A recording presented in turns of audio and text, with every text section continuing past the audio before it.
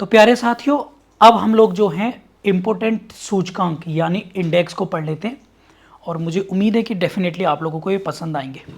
तो ये 2023 के और 2022 तक के हमने अपडेट करके दे रहे हैं। इसमें पूरी डिटेल में मैं आप लोगों के साथ डिस्कस करूंगा। वर्ल्ड इकोनॉमिक फोरम के द्वारा जारी ग्लोबल जेंडर गैप इंडेक्स 2023, इसको हमें देखना है कि ये इसमें भारत की रैंक क्या है और इसके बारे में हम लोग पढ़ेंगे। हालांकि मैंने पहले आंसर हाईलाइट कर दिए, तो 127 जो है इंडिया की इसमें रैंक है। और इसमें बात करें तो पहली वाली रैंक 2022 में 135 रैंक थी हमारी, यानी कुछ इंप्रूवमेंट इसमें इस बार हमें ग्लोबल जेंडर गैप इंडेक्स में हमें देखने के लिए मिला है। पहले नंबर पर आइसलैंड है, दूसरे पर नॉर्वे, तीसरे पर फिनलैंड है। और इसको जारी कौन करता है?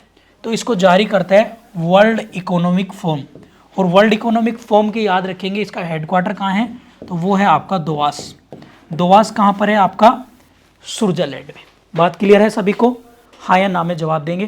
क्लियर है? चलिए आगे देखते हैं। क्वेश्चन नंबर 2 है हमारा, नीति आयोग द्वारा जारी निर्यात तैयारी इंडेक्स में कौन सा राज्य पहले स्थान पर है, यानी which state ranked first in exports preparedness index release by NITI Aayog. ये नीति आयोग है, ठीक है। तो आप लोग याद रखेंगे फटाफट से। यहाँ पर इंग्लिश में आप इसको थोड़ा सा करेक्ट कर लेंगे, NITI, ठीक है। तो इसमें पहले नंबर पर है तमिलनाडु, दूसरे पर महाराष्ट्र, तीसरे पर कर्नाटक है। तमिलनाडु के चीफ मिनिस्टर MK स्टालिन साहब हैं और यहाँ की राजधानी तमिलनाडु की आप देखते हैं चेन्नई है। महाराष्ट्र के आपने देखा होगा एकनाथ शिंदे हैं।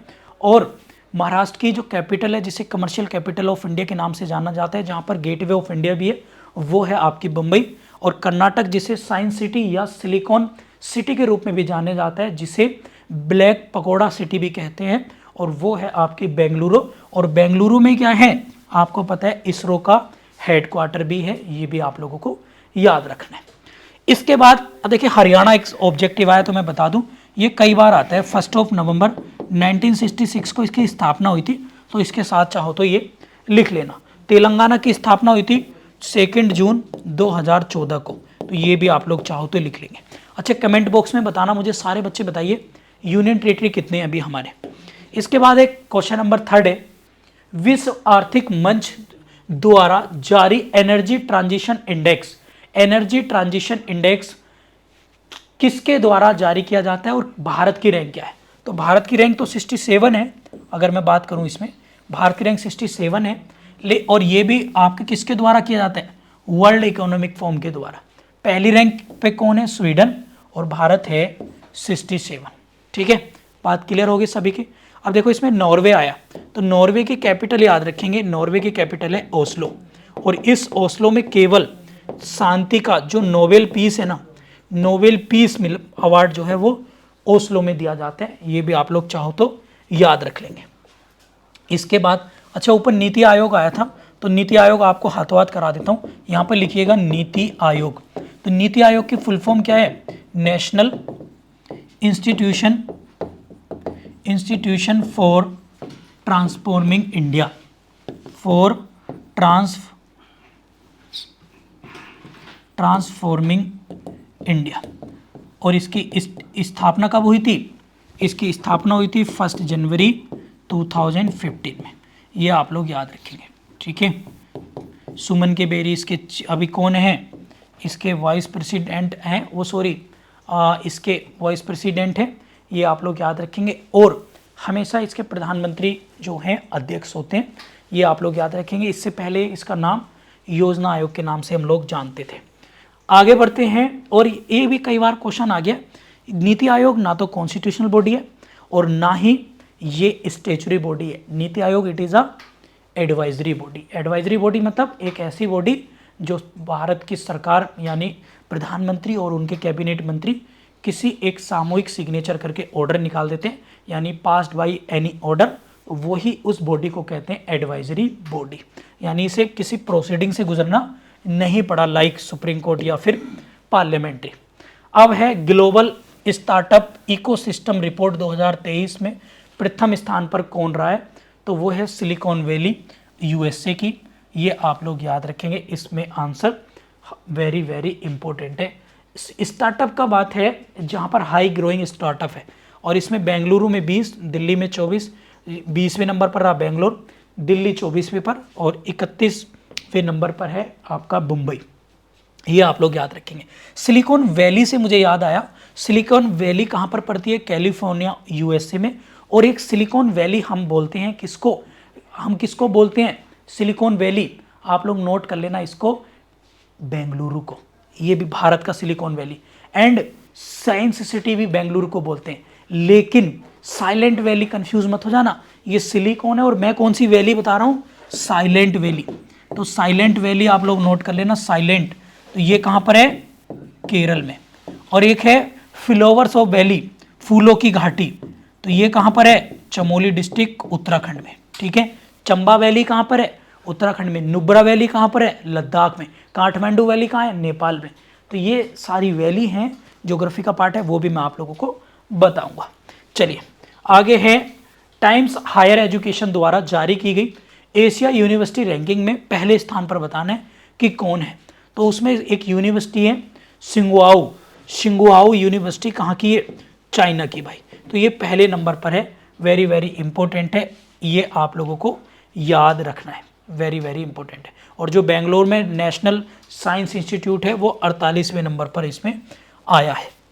इसके बाद है इकोनॉमिक इंटेलिजेंस यूनिट्स की ग्लोबल लिबिलिटी इंडेक्स के अनुसार दुनिया का सबसे रहने योग्य शहर कौन सा है?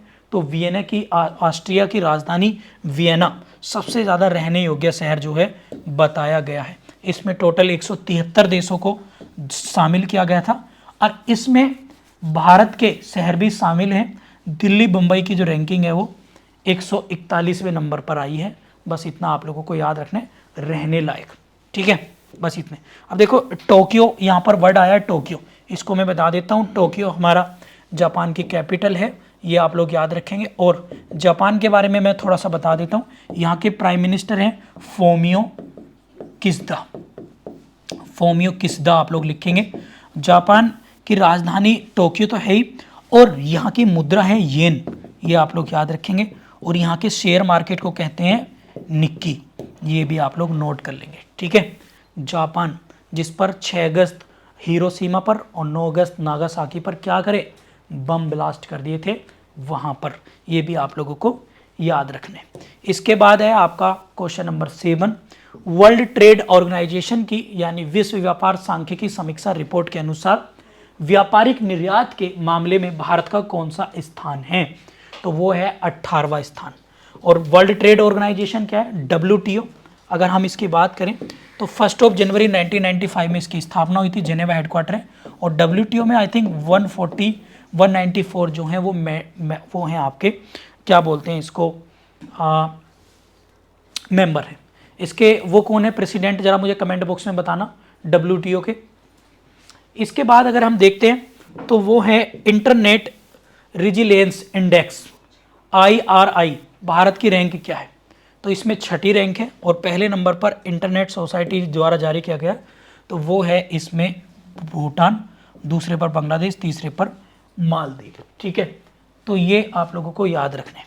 इसके बाद है क्वेश्चन नंबर 9, वैश्विक पेंशन सूचकांक, India's ranking in the global pension index, 41वें नंबर पर है हम पेंशन के मामले में, सबसे पहले पर है आइसलैंड। फिर है क्वेश्चन नंबर 10, वैश्विक जलवायु जोखिम, क्लाइमेट रिस्क इंडेक्स, तो ये वॉच द जर्मन NGO इसके द्वारा जारी की जाती है। पहले नंबर पर है मोजाम्बिक, और भारत की रैंकिंग है इसमें 7वें नंबर पर। तो प्यारे साथियों, ये थे इम्पोर्टेंट, अगर हम बात करें तो ये थे आपके पहले नंबर पर 10 इम्पोर्टेंट इंडेक्स। मुझे उम्मीद है कि आप लोगों को ये पसंद आए होंगे, और डेफिनेटली ये आप लोगों के एग्ज़ाम में भी आएंगे। ये कॉमन वाले नहीं है ना, तो प्रेस, फ्रीडम, पीस, ये वैसे हैं जो एग्ज़ाम में ज़्यादातर पूछे जाते हैं। ठीक है। और नकोजी अकोंजो इबेला WTO की महिला अध्यक्ष बनी है पहली, ये भी आप लोग याद रखेंगे वर्ल्ड ट्रेड ऑर्गेनाइजेशन के। ठीक है, तो ये आप लोग इसको ध्यान रखेंगे। Thank you.